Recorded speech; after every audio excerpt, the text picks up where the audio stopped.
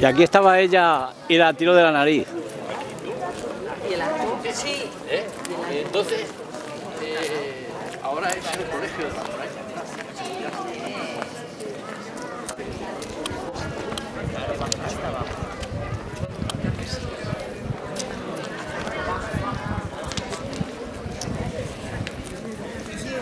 Sin embargo, por aquí la obra esta. Y luego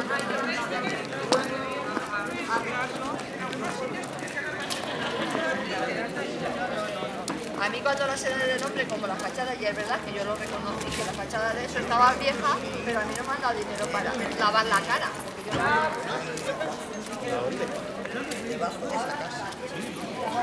Que era tierra. Voy. La última, pero qué prisa tenéis. Lógicamente la iglesia.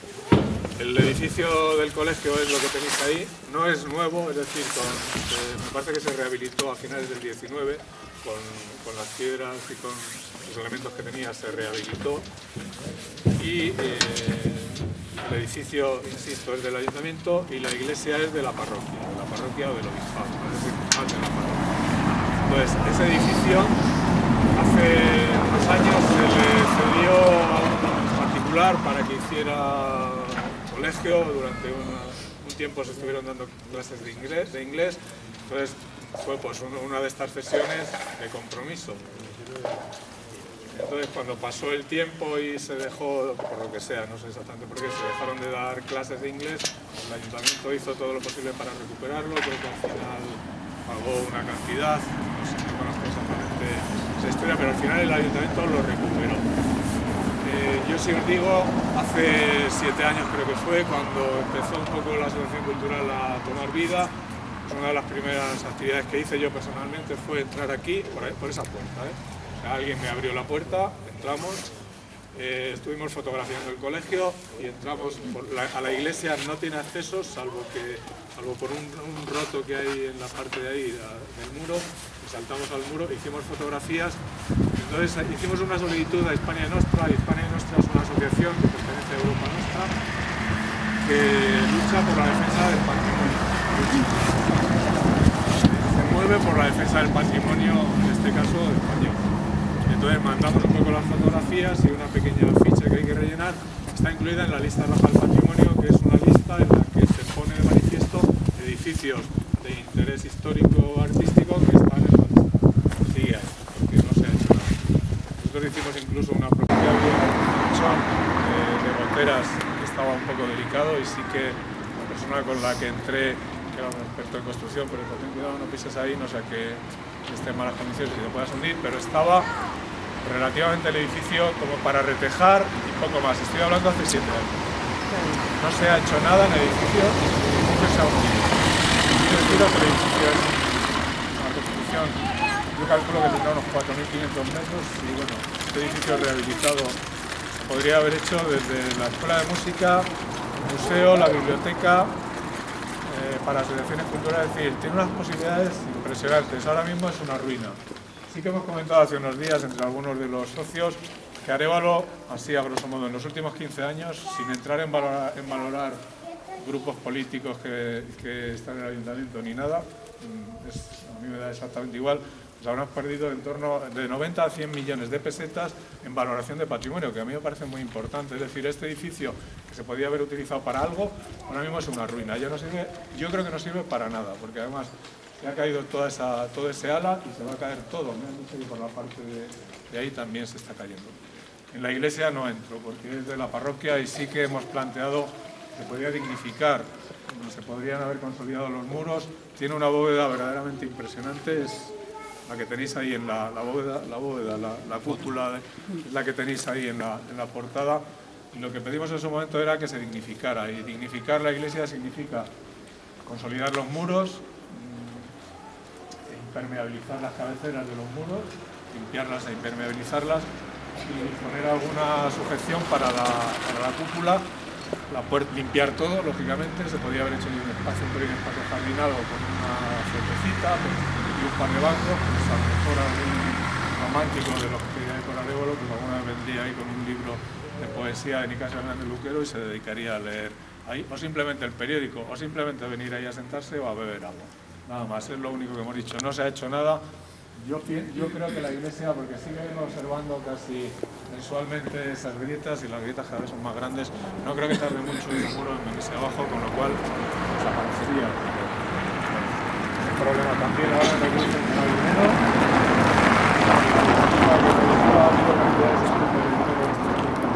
No se ha hecho y ahora que no hay dinero. En la época de los zares de Rusia, a la zarina Catalina la Grande, sus consejeros, para enseñarla cómo estaba el país, la llevaban, la montaban en esas carrozas, en esos vehículos, y en la distancia, sin aproximarse, se construían aldeas de cartón, todas perfectas, con las casas perfectas, gente feliz, pero nunca se acercaban. Cuando pasaba la comitiva, se desmontaban y daban la realidad. Entonces, cuando subamos ahora por ahí, vais a ver la lona que se ha puesto aquí en San Nicolás, y yo simplemente por la cuestión literaria de que aquí Arévalo siempre ha tenido una tradición literaria, y eso es la metáfora personificada. Es decir, tenemos una iglesia en ruinas, ponemos una lona. Y hasta ahí puedo leer. El que quiera, va a ser muy interesante leer ese artículo, si tenéis oportunidad de leerle de verdad, el artículo de Jiménez Lozano. Las familias, hablaba ella de Jesús González, es una persona que se puso en contacto con nosotros a través de internet. Y bueno, yo sí le he conocido, a Fernando le conocía y le he conocido porque ha venido un par de veces. La verdad es que está aportando muchísima documentación. El padre era... Sobre todo tenía, para mi afición personal, soy aficionado a la prensa histórica arevalense y he sido un poco el que posibilité y busqué hasta la saciedad para que nos dejaran la llanura antigua, que la tenemos digitalizada, y otros periódicos. Entonces, él tenía hasta un periódico, el primer periódico que se hizo en Arévalo fue en 1898. Me parece que se titulaba La Voz de Arévalo y tenemos un ejemplar, es decir, nos ha facilitado unos, yo no sé si 15 o 20 ejemplares de periódicos antiguos verdaderamente impresionantes, preciosos. Estoy diciendo desde mi perspectiva, que soy aficionado, y nos ha facilitado fotografías muy bonitas, anécdotas. El otro día me parece que me ha mandado un recorte del ABC sobre el momento en que se inauguró en Madrid la Casa de Arévalo en Madrid. Y nos contrasta bastante información. Es una persona que tiene 80 y algún años. El año pasado alguno quizá le conocierais. Cuando estuvimos en Madrid en el Botánico, pues se acercó y estuvo un rato con nosotros. Y históricos de la llanura, de los redactores, pues le mandaron a Chispa una maleta prácticamente llena de libros. Hay una historia de Arévalo manuscrita que es verdaderamente impresionante. Fotografías que no os podéis imaginar. Quizá ya habéis visto alguno, una que hemos puesto hace un par de semanas de un mercado en la Plaza del Real, pero que debe ser como de 1912 o así, es decir, el mercadito original de la Plaza del Real. Me acordaba hoy esta mañana, porque ahora vamos a pasar por la calle de los Novillos, que en el callejero de Arévalo de 1929, pues hablan de que en esa calle era donde salían los toros, y hay fotografías de espectáculos taurinos, de capeas taurinas en la Plaza del Real, con lo cual tienen que ser pues, de esa época, de principios del siglo XX, es decir, nos han aportado unas fotografías. Hay una fotografía de la Plaza de San Pedro, de la Plazuela, que es increíble. O sea, espacios de Arévalo que están completamente desconocidos, claro, que han cambiado radicalmente. Y la verdad es que eso tiene un valor... Te oí comentar a mi padre, ¿sí?, refiriéndonos a Miguel González, que era una de las personas literariamente hablando más importantes de Arévalo. Escribió una obra de teatro, se titulaba El Hipocondríaco, en el que Jesús, aquí el padre de esta señora, hizo de Colasí, por eso se quedó con Colasí. Entonces, en el monolito que han puesto, yo no sé por qué no se ha puesto a este señor. Falta Manolo Perotas, que fue un personaje típico de Arévalo, que aportó mucho, en fin, cosas que no se entienden. Efectivamente, Jesús González fue hijo de Miguel González, que fue otro de los redactores de la llanura, y para mí, cierto, es uno de los poetas más sensibles que ha tenido Arévalo. Hace mucho tiempo una persona mandó un correo, era un técnico, un arquitecto o aparejador, no sé exactamente qué era, y dijo lo siguiente, y nos mandó y nos dijo lo siguiente a la vista. Nos da la impresión de que no se ha hecho un estudio solvente de la historia de Arévalo y que por no tener el autor no pergeñó siquiera un esbozo serio de lo que fue, y supuso la muralla para esta villa. La impresión es que el autor de esta obra lo hizo todo mediante una o dos rápidas visitas a nuestra ciudad y poco más. Se quejaba de que, bueno, pues cuando se hace algo de esto, aparece un pocito como el de ahí y se restaura algo, lo suyo es que se pongan señalizaciones y claro, esto ni siquiera existía. Es decir, estas escalerillas fue un rasgado en la muralla, todo esto era cerrado, lo que se hizo fue un rasgado para comunicar estas dos calles, pero esto históricamente no existía, con lo cual hasta históricamente es una aberración. Ya no os hablo de la belleza del acto, yo nada más. Quedan restos de la antigua muralla. Me habéis preguntado varios que qué es esto.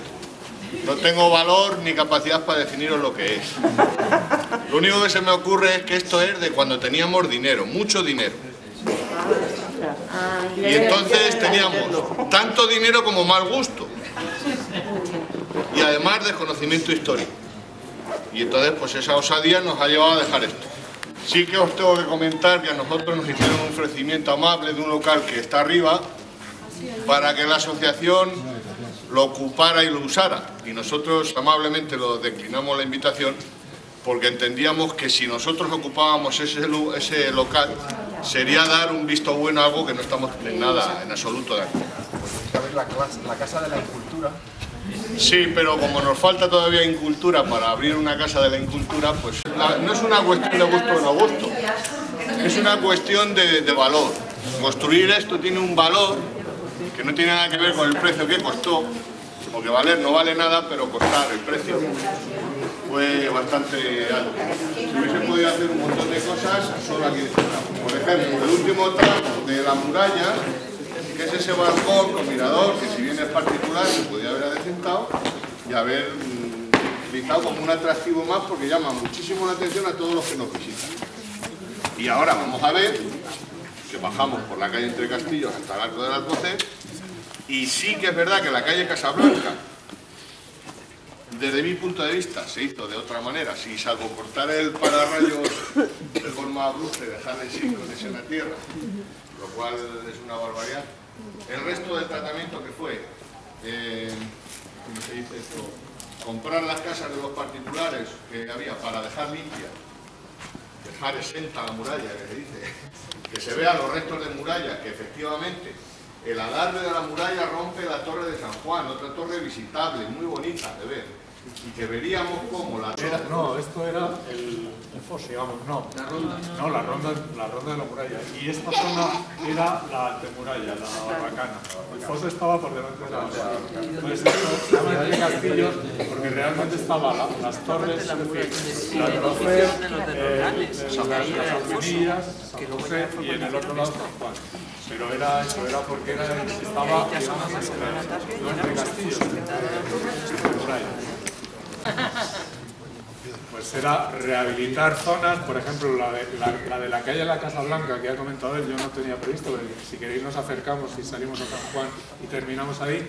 Pues la zona de la calle de la Casa Blanca me parece un espacio muy bonito y sin embargo, insisto en lo que decía el señor este que mandó la nota, se ha hecho una rehabilitación en una zona que está bastante bien y sin embargo nadie pasa por allí. Que podría haber una indicación en algún sitio y poner, bueno, pues el resto de la muralla y la gente por lo menos, la gente que tiene curiosidad por estas cosas se acercaría. No se acercaría porque no está ni siquiera... Y sin embargo sí que queda muralla auténtica lo que es la parte del matadero. Callejón de la Lechuga, matadero y tal, que eso sí que hubiese tenido sentido haberlo dignificado. Cuando decimos dignificar ruinas, es eso, que son ruinas, pero que veamos ruinas, pero ruinas dignas. Que se consoliden. Esto es como cuando llegamos a una cierta edad, pero nos conservamos bien, no intentamos... Una de las zonas que está... Ellos se han empecinado, o se empecinaron, no ellos, durante los últimos 40 o 50 años, los años 60 que hicisteis tú participaste también, si no quiero recordar, que trabajaste en la obra de la muralla de San Miguel. Desde aquella época todo el mundo se ha empecinado en recuperar aquello, que realmente no sabemos cómo era, y lo que sí sabemos es que consta, porque se ve perfectamente en el corte del terreno, que eso es un echadizo. Seguramente en los últimos 2000 años la población de Arévalo estuvo en esa zona y ha ido echando porquería a las cuestas del Arevalillo. Yo recuerdo a mi tía María, que vivía en la plazuela de San Miguel, que todas las mañanas iba con el cubillo de la ceniza y lo tiraba a las cuestas. Entonces eso es un echadizo. Se han empecinado en los últimos 40 o 50 años en rehabilitar una muralla nueva, de nueva construcción, en una zona que es un echadizo. Sin embargo, la zona del Rincón del Diablo, que tiene restos de la muralla original, pues eso se está cayendo. Es decir, va a haber un día de estos que nos vamos a enterar por el periódico que se ha caído todo el cubo que queda ahí encima del puente de los Barros. Entonces, no tiene mucho sentido. Eso, como vamos a quedar, que queremos hacer esto por distintas zonas para que lo veáis antes de que se desaparezca, más que nada, porque luego, pues igual no nos da tiempo a verlo. El próximo día 22 me parece que hay una ruta por otro tema, de otra historia, sí, pero bueno, quiero decir que el día 22 no podemos, intentaremos darnos prisa. El día 1 tampoco. Para hacerlo, pero no obstante... El día 22 y el 1 se va a hacer con asados, con las zonas del Tostón. Habíamos planteado hacer la ruta de la Morería y como se ha ido demorando, pues lo vamos a hacer con la gente